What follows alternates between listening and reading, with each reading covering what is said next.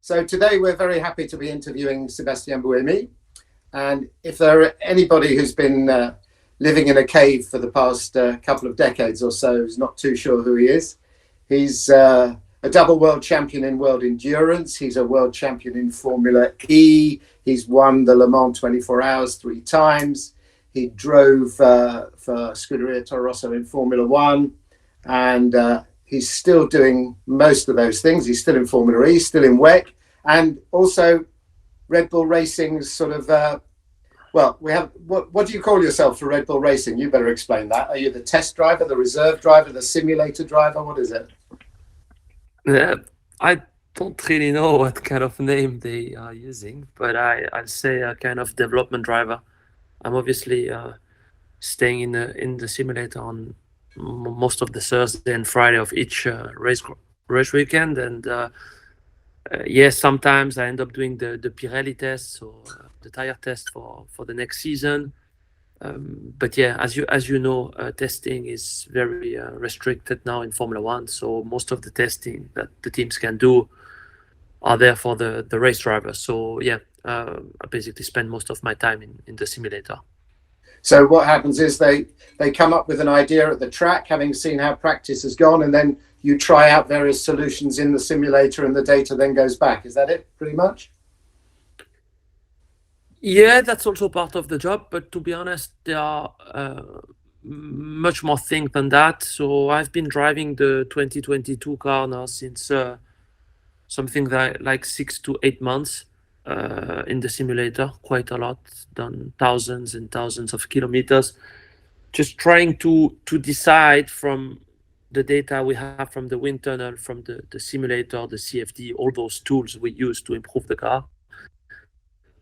What are the best compromise for the new rules? So we've been developing the car and trying to assess in which direction to go before we end up building the car, because with the budget cap, obviously, if you build things, then it costs money and it's difficult. So the simulator, you can do as many laps as you want, and it doesn't cost you money.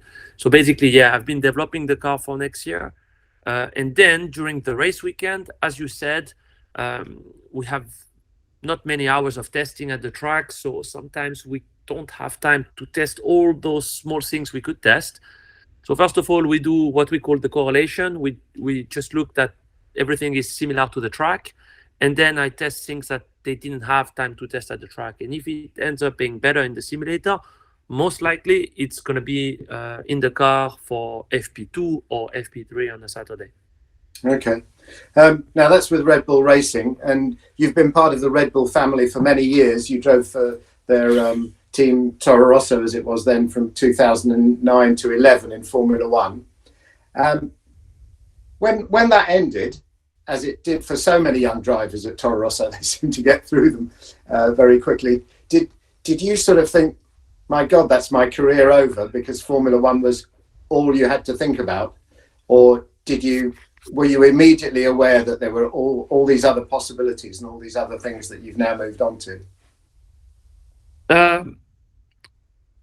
Yeah, as you can imagine, it was not a nice phone call that I got back then. But to be honest, already in 2009, I was in close contact with Toyota.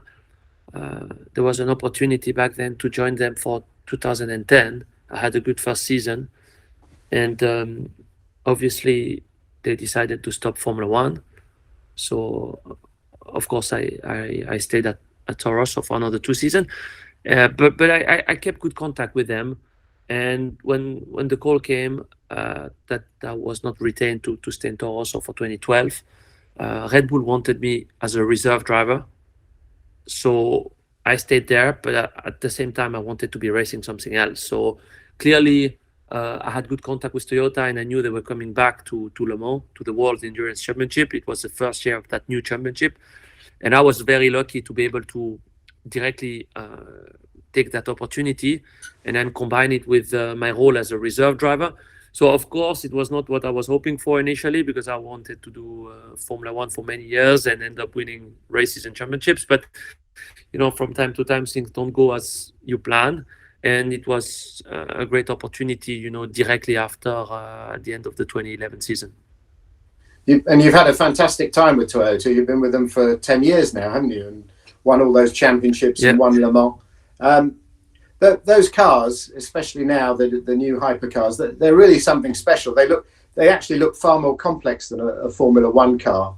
And visually, they're really great to look at. I mean, are they good fun to drive? They're obviously quite a bit heavier than an F1 car. Yeah, so we used to have what we call the LMP1 up to 2020, which was an incredible machine, very fast at times, just 5 to 6 seconds slower than a Formula One car, faster than an F2 car. So it was an amazing car to drive around and go for 24 hours and nearly 6,000 kilometers in Le Mans in one go. Unfortunately, yeah, the rule changed to try to attract new manufacturer. The FIA and the ACO decided to go to what they call now the hypercar. It's a different car. It's a heavier car. It's a bit slower. It's clear. But we have now lots of people interested in joining. And in 2024, we will have up to 10 manufacturers joining the grid in Le Mans, which is an amazing achievement for the FIA and the ACO. So driving the car is pretty nice. I mean, it's not too different to what I was used to, but as you said, it's heavier than a Formula One car. It has a roof. It's a complex car because it's a 4-wheel drive car. We have a hybrid system, recovery system on the front axle. But to drive those cars is quite nice. It's complex to set them up, as you can imagine, but I enjoy very much driving them, and I'm currently in Sebring, Florida for the first race of the championship this week. So no, I'm just enjoying my time in there and trying to do the best I can. Because there was a time, probably before you were born, that sports car racing, it wasn't called WEC then, was just as popular as Formula One. It had almost as big a following. I mean, I guess if a lot of manufacturers come in, it might get that appeal again, do you think? Yeah, no, we've never seen up to 10 manufacturers since the early 90s or something like that. So clearly, it's something that will totally change the face of the WEC, because as you said, when you have big brands joining like Porsche, Audi, BMW, Cadillac, and you will have lots of marketing done around it. People will get to hear it, and lots of people will obviously be happy to go to Le Mans. And at the same time, something that has never happened in the history of endurance racing, the FIA ACO has managed to align themselves with the American Championship. There is a very popular championship in the US that is called IMSA, and you will be able to build a car that will be able to compete in both championships. So as you can imagine, that's something very, very big, because the manufacturer in the past decided, okay, I'm going to do the WEC or I'm going to do the IMSA. But now having the opportunity to build only one car, have exactly the same rule, and being able to compete in both. We will have Team Penske together with Porsche joining in Le Mans. We'll have Cadillac, we'll have Acura. So American brands also joining, and it's going to make Le Mans even better. So to be honest, I think they've done a great job, and I can't wait to see 2023 already with Peugeot, Porsche, and Ferrari actually joining, because it's also a very big news, having Ferrari join the number one category in Le Mans since, I think, the 1960s, the last time they've been there. Yeah, okay. And of course, that sounds like a full-time job. We've already mentioned all the work you do for Red Bull in Formula One, but there's still something else in that you're racing in Formula E with Nissan, Nismo. I mean, how do you combine all that? How do you fit all that in? And also, second part of the question, is there not a conflict of interest? Do the Nissan guys never say to you, but what about Toyota? There are rivals in the car market, and Red Bull's still running what is effectively a Honda. How does all that work out together for you? Well, as you can imagine, it's very complex. Obviously, I never had planned that I would one day be in such a situation. It is just that obviously I was part of the Red Bull family now since 2004, so it's been nearly 18 years. And obviously Red Bull had a Renault engine, a Ferrari engine, a Honda engine, and I was still part of the team.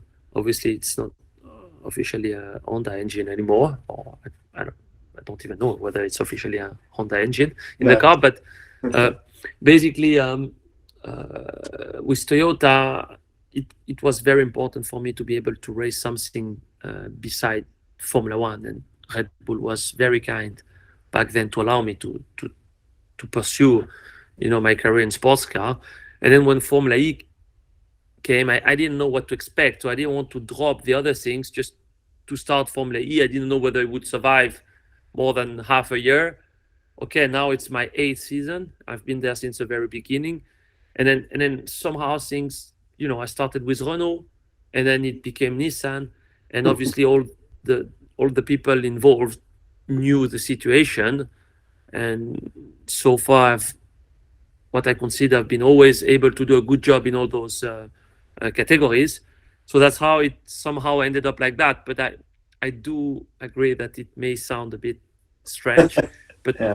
but somehow it worked out, and I think that everyone's so far happy with how things are going. Yeah. We should mention you're statistically the most successful Formula E driver of all time at the moment, with a championship, most wins, poles, etc., etc. So it's not just the little job you do on the side, is it? But seriously, people in Formula One are complaining that we've got too many races, which I tend to agree with, more from the point of view of the show and making it special. But your calendar must be incredible. Do you get any weekends at home during the year? Not much, but to be honest, I ended up doing less races than Formula One, because Formula One is on a 23 race schedule. But I have only 6 races in the WEC, in the WEC. It used to be 8, it went up to 9, now it's down to 6, especially after COVID.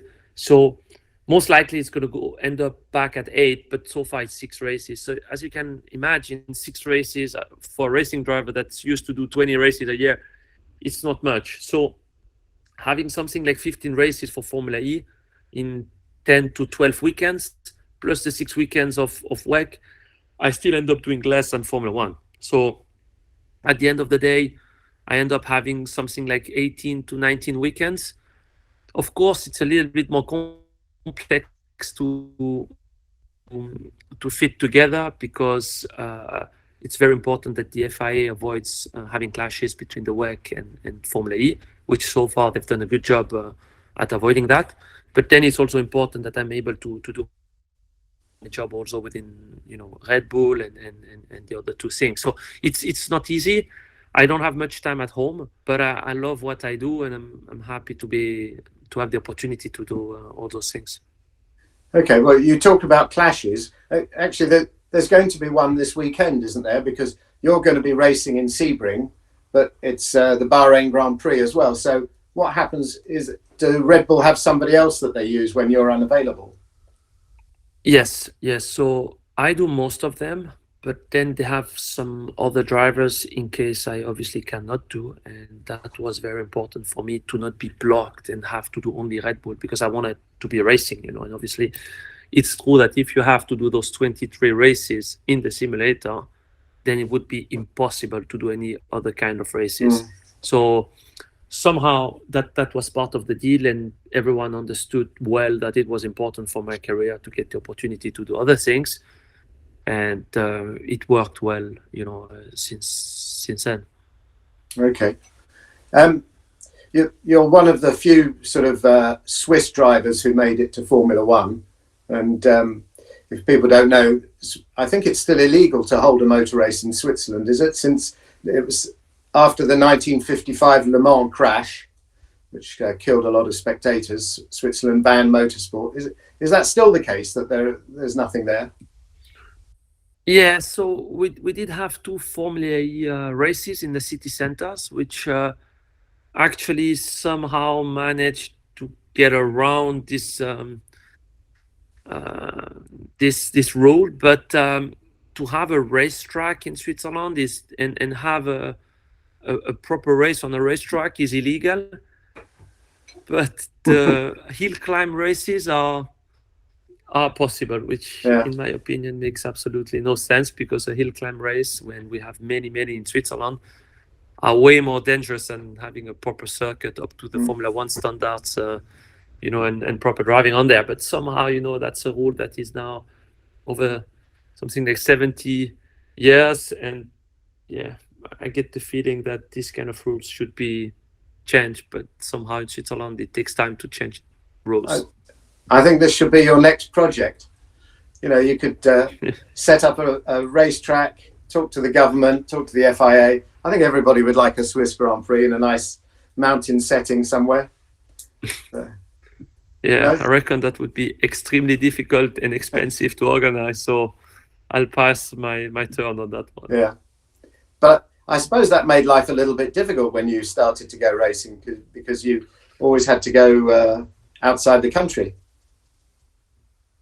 Yeah, I mean, if you want to get to the top level, you understand that you have to be competing against the very best. And in go-kart, it's in Italy. Italy is the main championship, and then you have what they call the European Championship and the World Championship. But it was very clear to me from very early that I had to get out of Switzerland to fight and show that I'm good. And it's what we did when I was something like 12 years old. I started to compete outside Switzerland most of the weekends, so it was not easy. And even so, we have lots of wealthy companies in Switzerland. You don't get much help in regard to motor racing. The federation is very small and not helping much either. So I got very lucky, obviously, to have Red Bull as a backer when I was something like 14 years old. So when I entered Formula BMW back in 2004, and since then they've been with me. But it's clear that without their help, it would have been extremely difficult for me to make it to Formula One. Okay. Obviously, I've known you for quite a long time now, mainly since Toro Rosso. But I was looking through some of your career highlights, and I remember I think the first time I noticed your name was 2008 GP2 race in France, when you went from, I don't know, back of the grid, 21st on the grid to winning, running slick tires in the rain. Is that a memory that still stands out for you, even though you've done all these things since then? Yeah, I think it was a great choice from the engineer back then, and I had to retire what they called the first race in Manicourt. So I had to start last, basically. I started last in Manicourt for the second race because in GP2 we had a Saturday and Sunday race. Yeah. So starting last on a Sunday, and I ended up winning the race. It was an amazing feeling, obviously, as you can imagine. And that was a very important year for me because I was trying to convince Red Bull that I deserved a place on the Formula One grid in 2009. And I'm sure that race somehow helped achieve that objective. Yeah. You think people noticed that then, did you? I wasn't the only one who noticed. Yeah, obviously, when you start last and you win, it has a bit of a bigger impact than obviously starting first and winning, which is at the end it's the same points, but maybe in the mind of the people deciding, it's something a bit more special, let's say. Yeah. My other memory of you isn't a good one at all, but it's not your fault. It's when the wheels came off the car at 300 kilometers an hour in the Chinese Grand Prix, and your teammate Alguersuari, the same thing happened to him. Was he your teammate then, or was it? Yeah, actually, it didn't happen to him because we stopped the car. Right. It happened to me, but I do get lots of comments on that still over 12 years later. Yeah, I think what I remember is you were still trying to steer the car even though there were no wheels to steer it with. Yeah, exactly. That's the funny bit. Yeah, I think it's as an instinct, Yeah. Well, it seems funny now because luckily you were unhurt. Well, though you didn't have much luck in China. I remember once, I think you were just sick and you had to go to a Chinese hospital. And I remember you and your father came back thinking you'd had a lucky escape because the hospital was worse than whatever was wrong with you at the time. Yeah, no, I think 2009 I scored points. It was my first race. Yeah. And it was a wet race. I think it was the first win of Red Bull, and I ended up P8 or P9. But then 2010, I lost those wheels. And I can't even remember 2011. But it was was a special place for me there somehow. What would be your highlight now? Winning the WEC championships? How many? You've won two? Yeah, Yeah.